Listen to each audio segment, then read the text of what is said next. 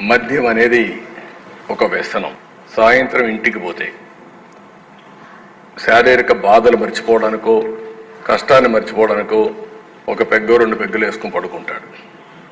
పేదవాడు పోయే school government పడును. ఒక పద్ధతి ప్రకారం లాస్ట్ 5 years లో 2014 నుంచి 19లో గవర్నమెంట్ స్కూల్ నిర్వీర్యం చేశారు అధ్యక్ష. దాదాపుగా 6,000 స్కూళ్లను అధ్యక్ష దగ్గరుండి రాషనలైజేషన్ అనే పేరు చెప్పి 6,000 స్కూళ్లను మూసేయించారు. 2014 నుంచి 2019 మధ్యలో ఇదే పెద్ద మనిషి చంద్రబాబు నాయుడు గారి హయాంలో ఆ స్కూళ్లలో నీళ్లుండవు, బాత్రూములు సరిగ్గా ఉండవు. ఆ స్కూళ్లలో బిల్డింగ్లు డీలాపిటేటెడ్ స్టేజ్ లో పూర్తిగా పడిపోయే పరిస్థితిలో బిల్డింగ్లు కనిపిస్తా ఉన్న పరిస్థితులు. ఆ స్కూళ్లలో చదువుతా ఉన్న పిల్లలకు అక్టోబర్ నవంబర్ మాసం వచ్చినా కూడా కనీసం స్కూల్ బుక్స్ కూడా సప్లై చేయని పరిస్థితి అధ్యక్ష.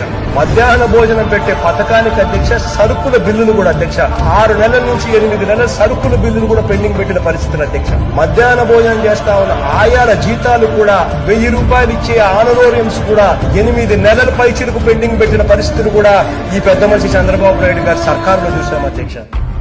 మన ప్రభుత్వం అధికారంలోకి వచ్చిన తర్వాత అధ్యక్ష నాడు నేడు అనే ప్రోగ్రాం అధ్యక్ష 45,000 స్కూళ్లను 3 దఫాలుగా అధ్యక్ష ఫస్ట్ ఫేజ్ లో 15,000 చిల్లర స్కూళ్లను అధ్యక్ష నాడు నేడు అనే ప్రోగ్రాం తీసుకున్నాం. 15,715 స్కూళ్ల కోసం 3,600 కోట్ల రూపాయలు కేటాయించాం అధ్యక్ష.